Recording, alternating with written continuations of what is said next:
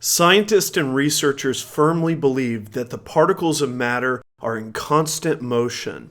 The molecules of solids and liquids are limited in their motion compared to gases. They have greater attractive forces that tend to keep the molecules together. When the molecules are held together by these attractive forces, the molecules retain some degree of order.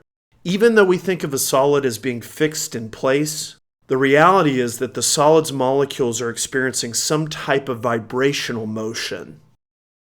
Conversely, gases have various degrees of random motion. This belief that matter experiences constant motion is the basis for the kinetic molecular theory. The word kinetic basically implies motion. For studying gases, you need to adopt these basic assumptions of the kinetic molecular theory. A gas consists of a large number of atoms and/or molecules that are in a state of continuous random